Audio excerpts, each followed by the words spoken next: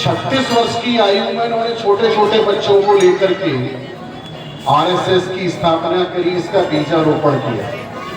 लेकिन उससे पहले 1893 में स्वामी विवेकानंद जब भारत के अपने 2 वर्ष के प्रवास के बाद अमेरिका गए, 4 वर्ष के प्रवास के लिए, 1893 से लेकर 1897 वो अमेरिका में रहे।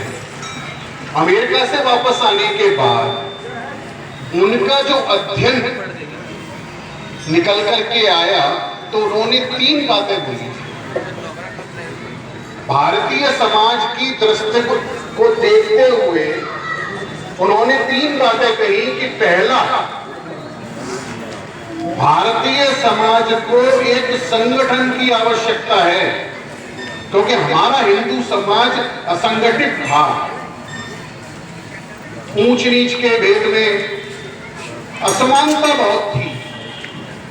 और दूसरी बात उन्होंने कही कि किसी एक ऐसे तंत्र की आवश्यकता है जिससे ये इनको उस दिशा में ले जा सके, ऐसा एक तंत्र चाहिए। और तीसरी बात कही थी कि अब भारतीय समाज को आने वाले कुछ वर्षों तक किसी देवी देवता की पूजा नहीं करनी, सिर्फ एक देवी की पूजा करनी है, और वो भारत माता की पूजा करनी। अब यह बात कहीं ना कहीं डॉक्टर भीमराव अंबेडकर, डॉक्टर केशव बलिराम हेडगेवार जी को, जब उनसे कोई पूछता था कि भाई डॉक्टर ये क्या करने चला है तू, ये छोटे छोटे बच्चों से क्या समाज परिवर्तन होगा? मतलब हिंदुओं को इकट्ठा करने का मतलब है कि हिंदू तभी इकट्ठा होता है, 4 हिंदू तब इकट्ठे होते हैं जब घर से उसकी शव यात्रा निकलती है, या फिर 4 पकड़ के लाएगा मेंढक की तरह, 2 चल के भाग जाएंगे, फिर 3 लाएगा, फिर 2 चल के भाग जाएंगे। डॉक्टर साहब ने उस कठिन कार्य को करने का वो बीड़ा उठाया, और आज आप सबके सामने ये विश्व का सबसे बड़ा संगठन बन के खड़ा हुआ। सुनो लेकिन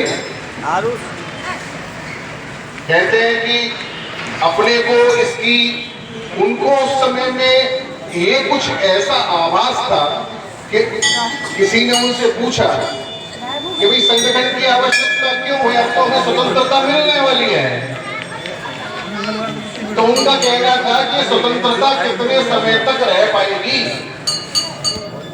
आज हम स्वतंत्र हो जाएंगे तो हम परतंत्र हुए क्यों थे, वो कारण क्या थे जिसकी वजह से हम परतंत्र हुए। हमारा इतना बड़ा ज्ञान विज्ञान आध्यात्म के क्षेत्र में हम सबसे ज्यादा थे, हमारी सांस्कृतिक विरासत थी, हर क्षेत्र में भारत सबसे आगे था, फिर हम परतंत्र क्यों हुए? तो उसके जो उन्होंने कारण जो उनके ध्यान में आए, उनके चिंतन मनन और अध्ययन से, तो वो 4 बातें उनकी समझ में आई। पहली बात जो उनकी समझ में आई वो थी कि भारतीय समाज को क्या है, उस समय अपने हिंदू राष्ट्र की कल्पना से परे हो गया।